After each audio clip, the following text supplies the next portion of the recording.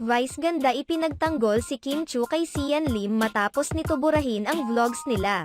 Naging makahulugan ang mensahe ng unkabogable star na si Vice ganda kay Chanita Princess Kim Chu sa kamakailang episode ng It's Showtime sa segment na Especially for You, kung saan tila pina-realize nito sa aktres na hindi nito deserved ang mga pinagdadaanan nito ngayon dahil may mabuting puso ang aktres. Lalong lumakas ang hinala ng mga netizens na totoong naghiwalay na rin sina Kim Chu at Sian Lim matapos mapansin ng mga mapanuring mata ng mga netizens na binura na ni Sian Lim ang mga videos at vlog nila ni Kim Chu na magkasama sa kanyang YouTube channel.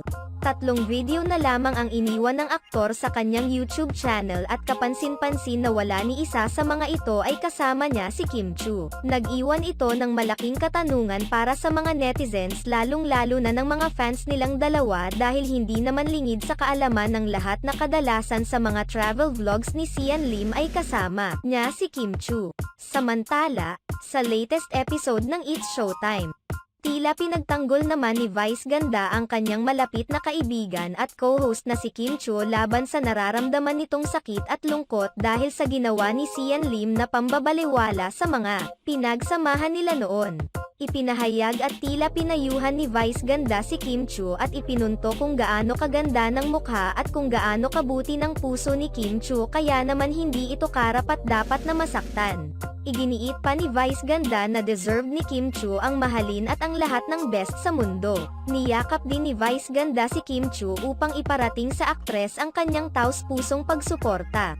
Sa kabilang banda, nag-trending rin sa Twitter ang hashtag Mahal Ka Namin Kim Chu, upang ipaalam sa aktres ang pagsuporta at pagmamahal. Tila ang pagbubura ni Sian Lim sa mga vlogs na pinagsamahan nila ni Kim Chu ay isa na umano sa indikasyon at paraan ng pagkukumpirma ni Sian Lim sa hiwalayan nila ng aktres. Bagamat hindi nito hayagan inamin ang hiwalayan nilang dalawa ni Kim Chu, ang pagbubura ng aktor sa mga memories nila together ni Kim Chu ay sapat na para isiping hindi na niya ito pinapahalagahan, at wala na itong halaga sa kanya.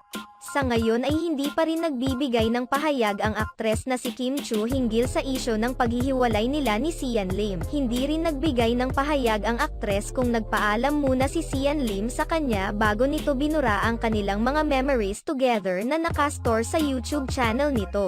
Maging si Sian Lim ay hindi rin nagbibigay ng pahayag hinggil sa isyu at hindi rin siya nagbigay ng anumang dahilan sa kung bakit binura niya ang mga vlogs nila ni Kim Chu.